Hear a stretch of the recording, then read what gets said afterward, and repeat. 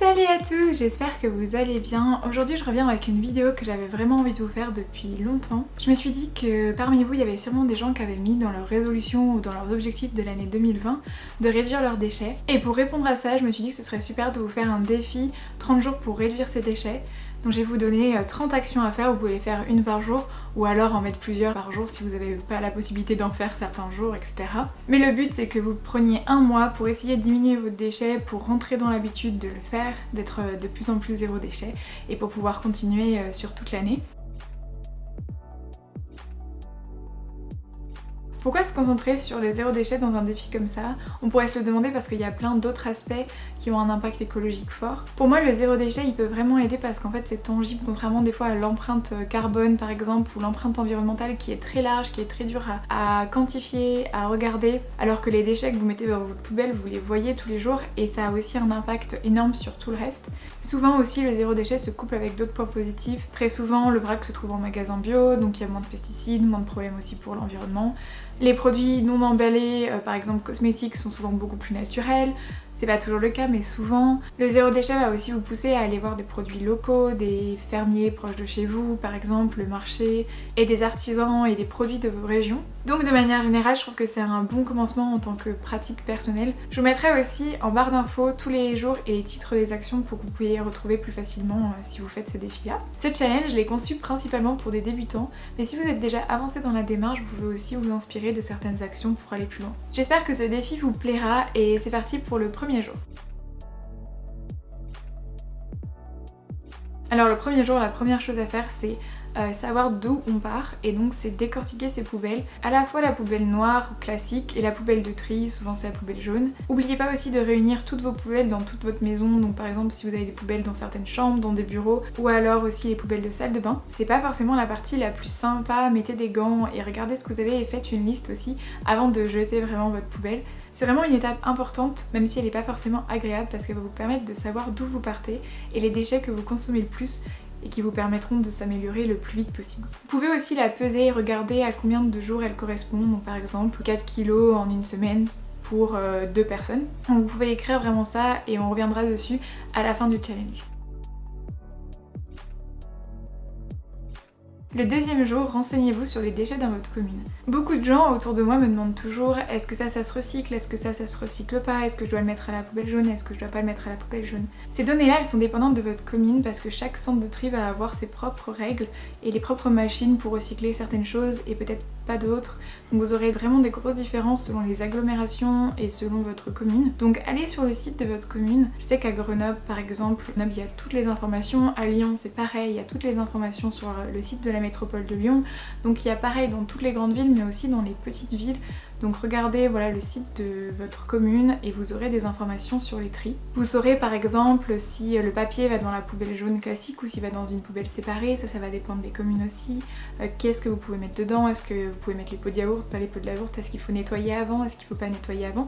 Vous aurez toutes ces réponses normalement sur internet. Vous pouvez noter ces règles et vous pourrez les utiliser petit à petit pour privilégier des déchets qui vont au recyclage.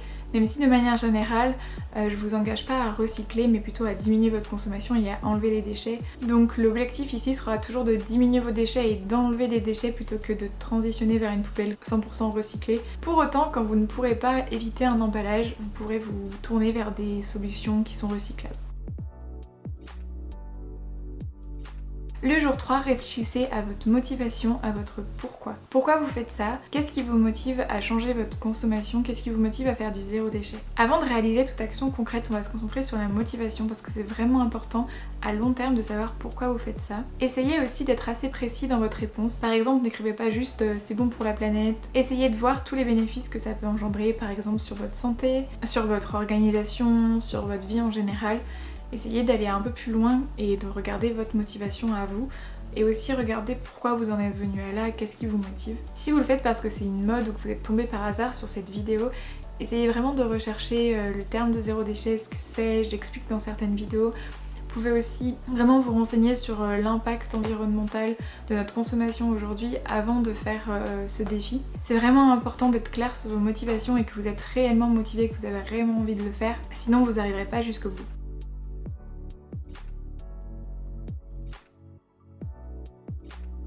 Pour le jour 4, on va faire l'inverse, on va réfléchir à vos freins. Quelles sont vos peurs, quelles sont vos réticences envers le changement vers le zéro déchet? Quels sont les désavantages que vous voyez? Par exemple, est-ce que vous avez l'impression que vous allez avoir une baisse de confort? Est-ce que ça va vous coûter plus cher, vous prendre plus de temps? Est-ce que vous avez peur du jugement des autres?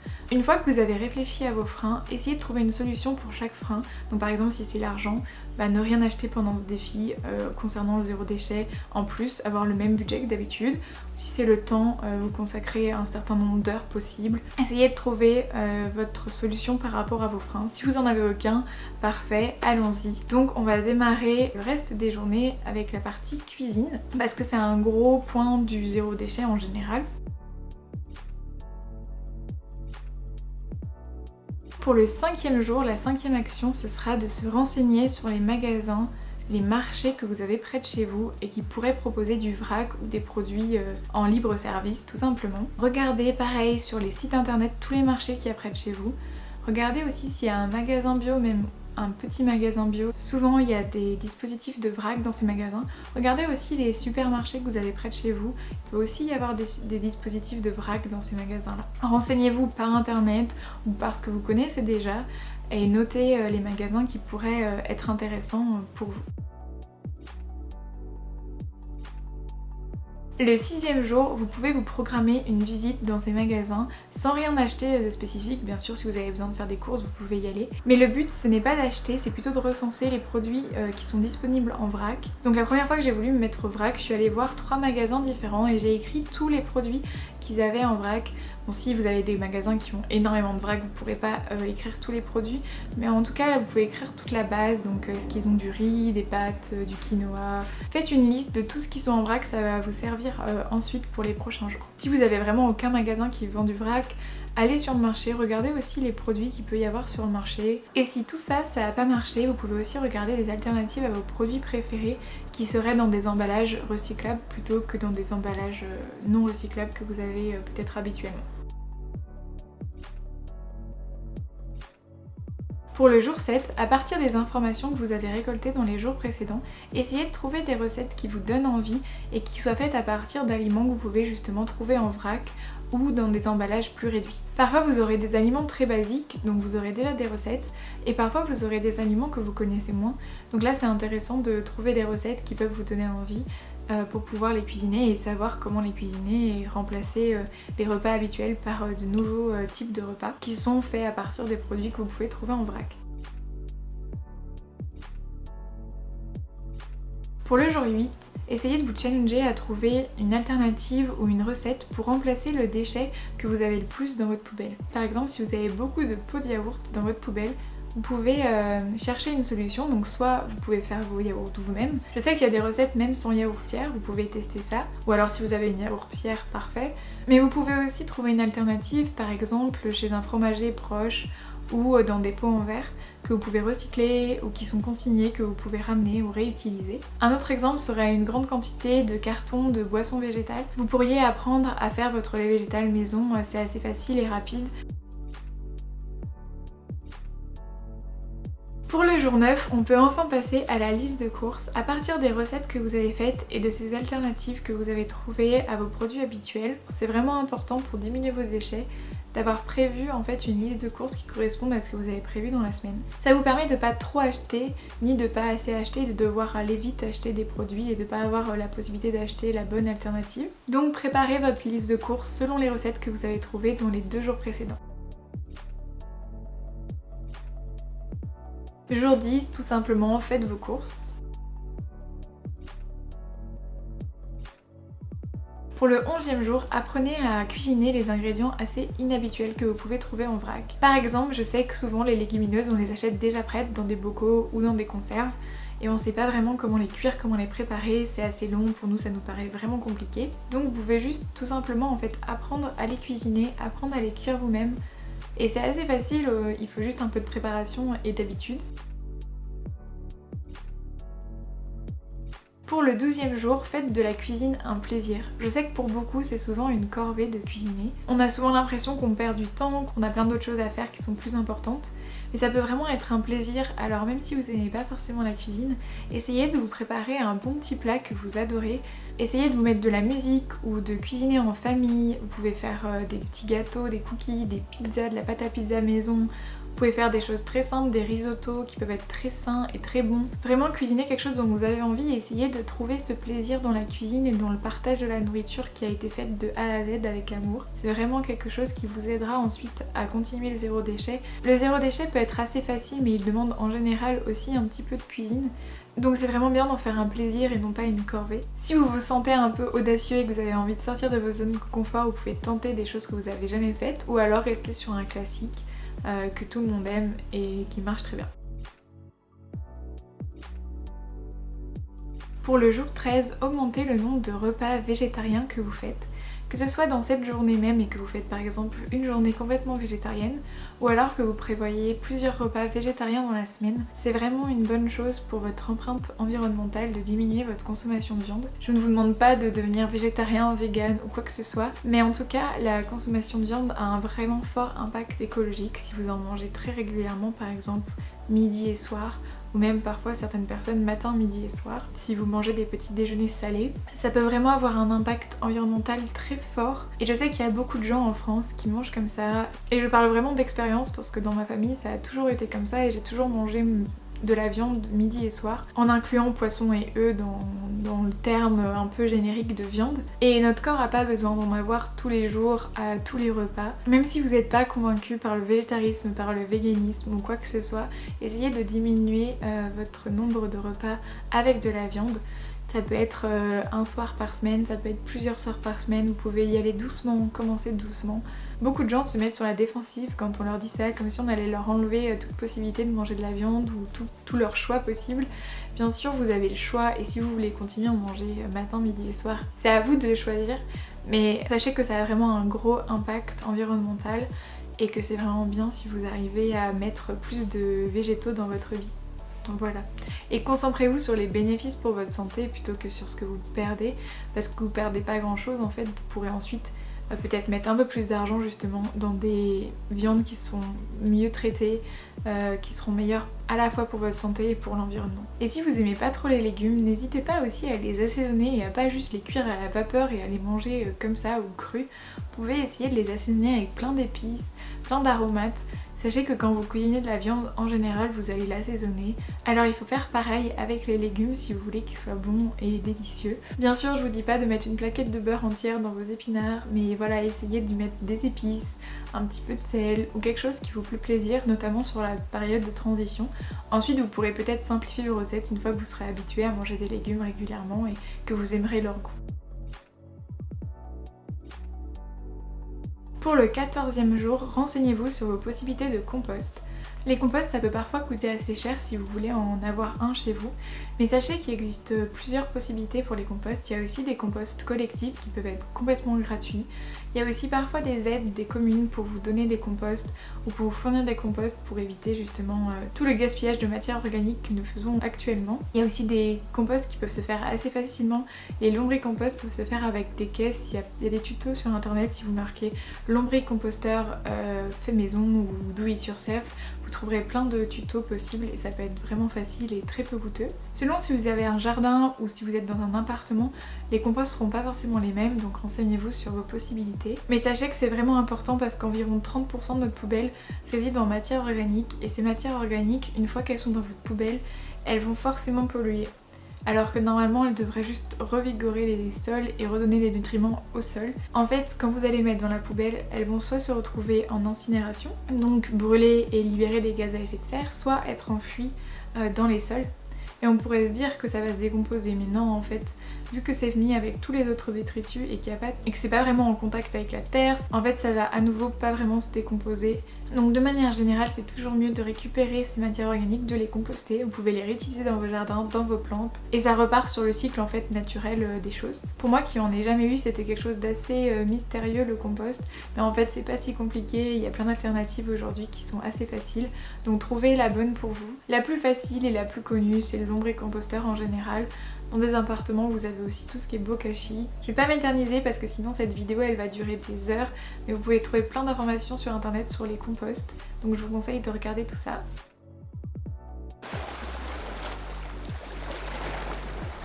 Pour le 15e jour, prenez du temps pour aller en nature, même si c'est 10 minutes dans votre journée. C'est quelque chose qui peut vous remotiver au milieu de votre démarche en vous laissant imprégner du fait que la nature et nous-mêmes et les humains ne sont pas forcément séparés.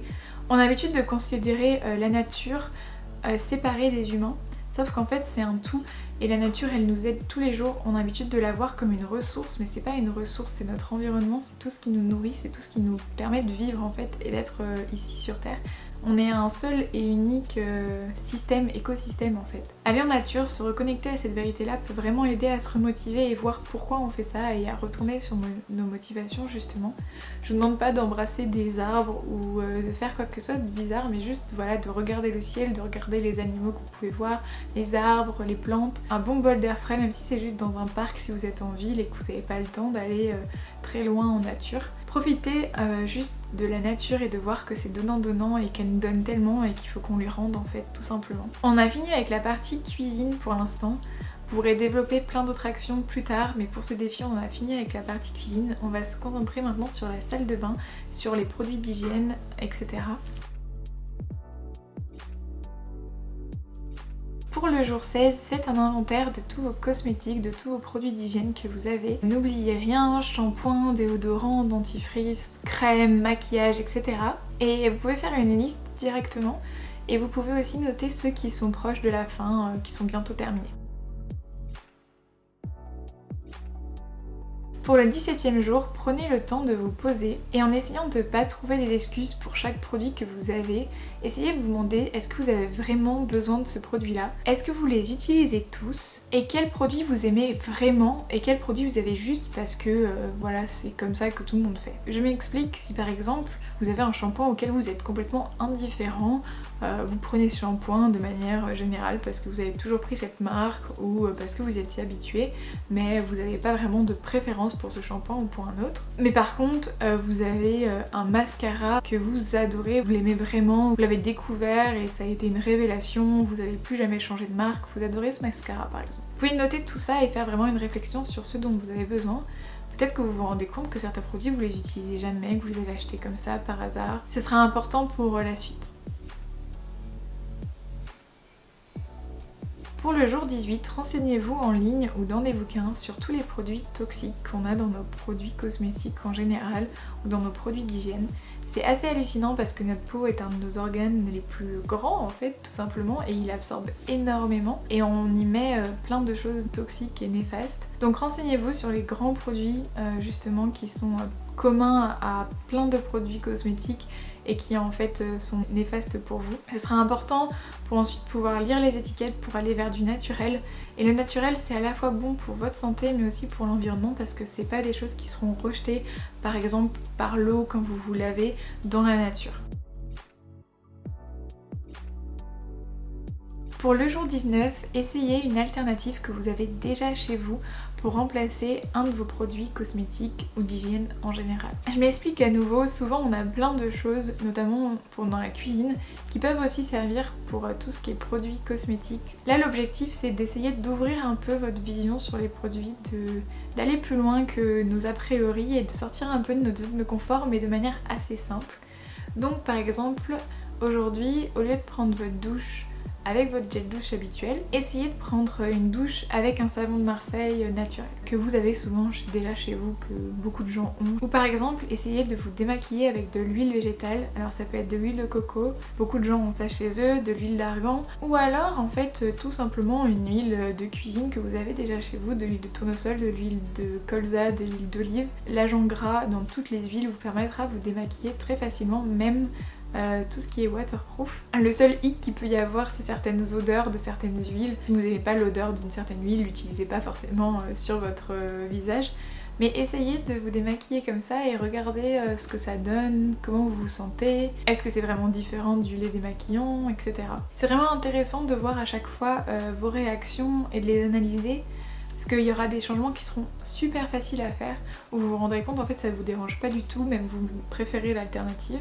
Et puis d'autres seront vraiment beaucoup plus difficiles, vous serez attaché aux produits que vous utilisez déjà, où la transition sera difficile. Par exemple ça peut être le cas pour les shampoings, de passer d'un shampoing classique chimique à un shampoing naturel. Souvent ça peut créer un bouleversement du cuir chevelu et du pH, etc. Et donc ça peut faire que vous avez des cheveux plus gras, plus secs, ça peut être une transition assez difficile. Donc essayez d'un peu d'observer ce qui se passe et d'aller en fait à votre rythme par rapport à ça.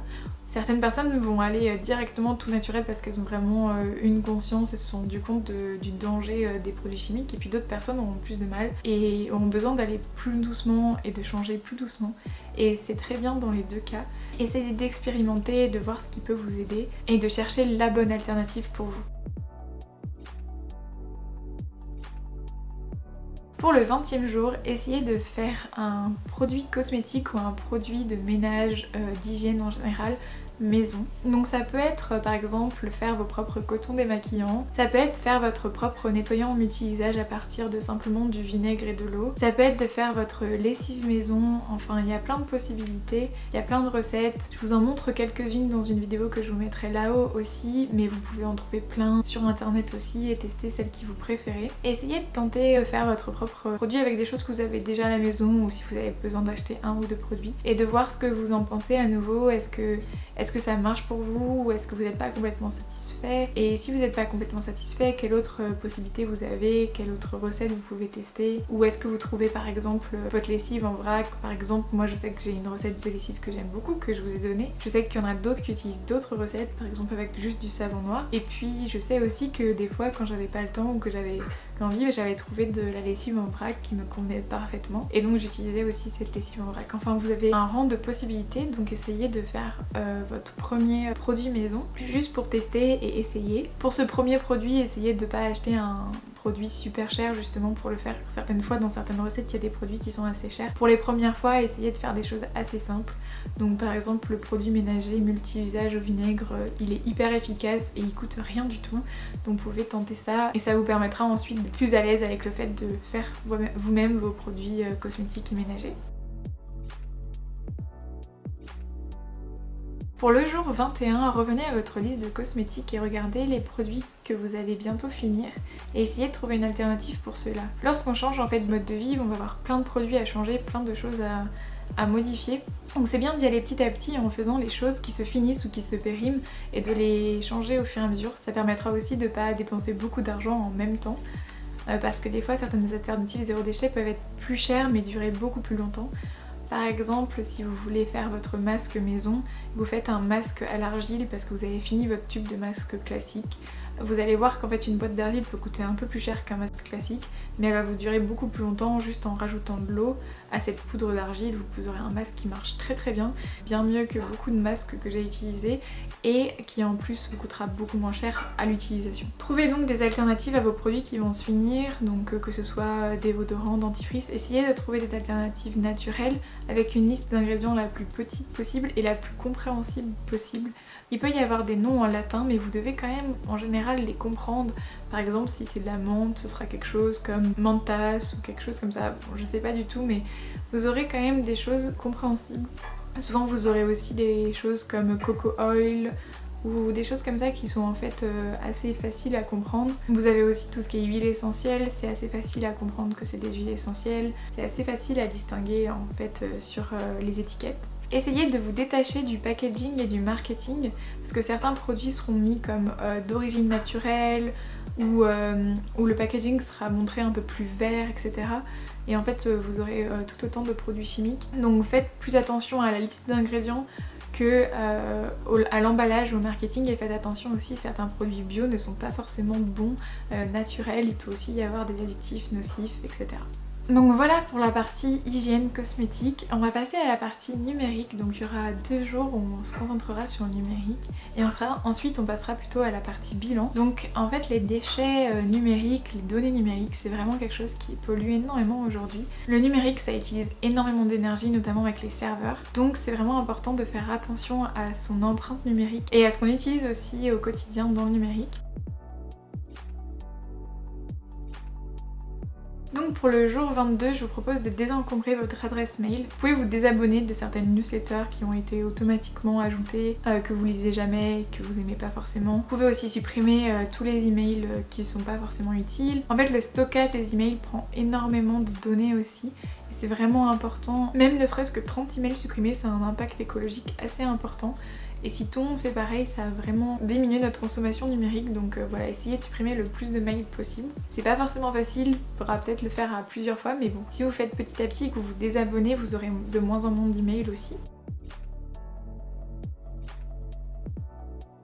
Et pour le jour 23, c'est quelque chose qui peut être difficile, mais essayez pour ce jour au moins de diminuer votre consommation numérique. Donc ça peut être un jour sans internet. Les données numériques, donc c'est tout ce que vous allez pouvoir chercher sur internet, vos recherches Google, vos recherches par d'autres moteurs, même si c'est par Ecosia, les films que vous allez regarder sur Netflix, les vidéos YouTube, les vidéos en streaming, que ce soit à partir de Netflix, YouTube ou d'autres moyens, utilisent vraiment beaucoup de données, beaucoup d'énergie. Donc voilà, si elles sont pas vraiment utiles, si vous le faites un peu sans faire attention, si vous n'êtes même pas vraiment en train de regarder la vidéo, essayez de diminuer ça, essayez de regarder moins, essayez de retourner vers des activités plus classiques comme de lire, d'échanger avec vos amis, votre famille. Je sais que c'est quelque chose qu'on dit beaucoup pour sa propre santé mentale, mais c'est aussi important pour l'environnement. C'est quelque chose sur lequel j'ai beaucoup à m'améliorer. Pour le coup, c'est un peu mon action la plus importante à changer en 2020 pour moi. Mais voilà, si vous pouvez faire ça, ou essayer de vous mettre une soirée par semaine où vous vous empêchez de regarder quoi que ce soit sur internet, ou alors quoi que ce soit sur Netflix, ou des semaines sans Netflix, sans YouTube.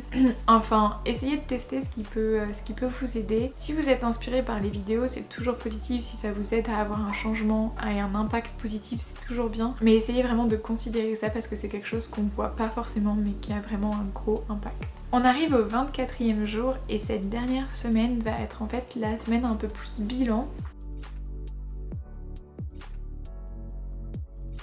Pour le 24e jour, cherchez à vous connecter avec des personnes qui démarrent la même démarche que vous ou qui ont déjà bien avancé dans la démarche.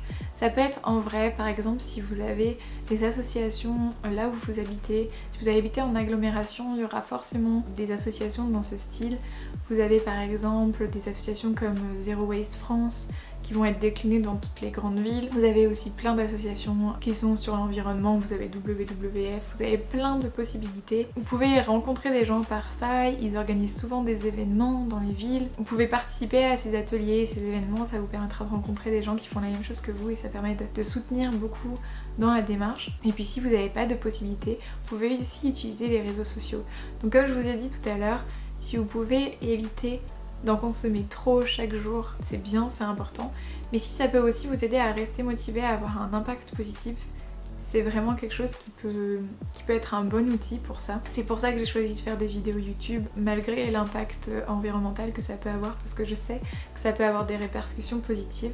Donc allez vous inspirer sur des gens qui ont fait la même démarche que vous, qui peuvent vous donner des conseils au jour le jour, qui vous inspirent, et connectez avec eux, envoyez-leur un message sur Instagram. D'ailleurs, n'hésitez pas, si vous avez des questions, allez vous abonner à Instagram, envoyez-moi un message et je vous réponds toujours, j'adore ça.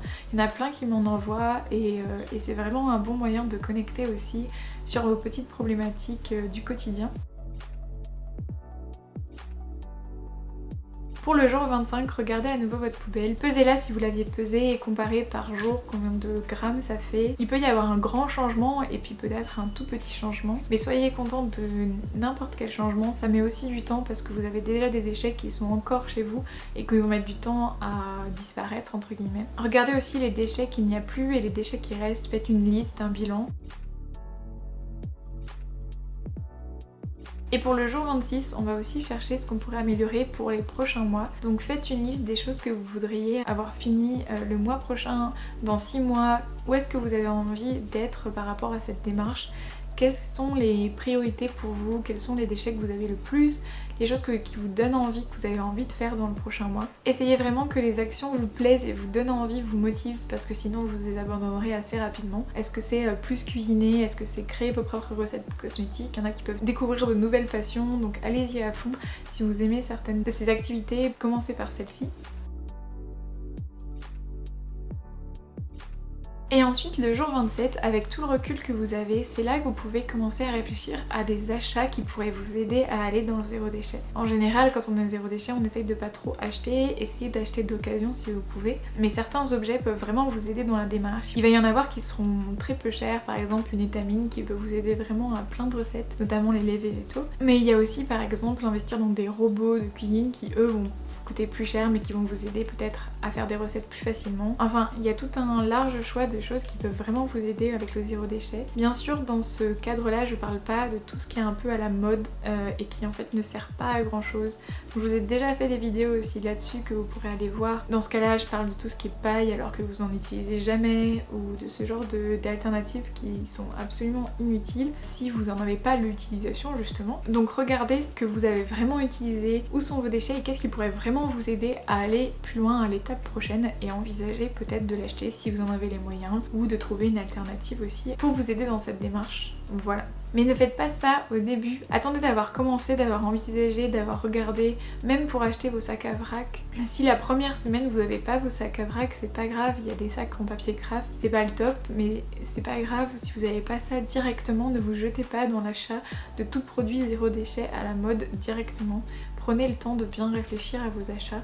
C'est ça qui aura le moins d'impact parce que acheter des produits que vous utiliserez jamais, ça aura un impact aussi environnemental assez fort.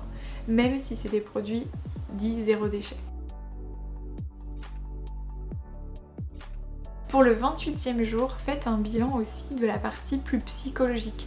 Retournez sur vos freins, vos motivations, qu'est-ce qui a changé depuis que vous avez commencé le défi, parce que ça fait quand même 28 jours que vous faites ce défi. Est-ce que vos motivations elles ont changé? Est-ce que se sont transformées?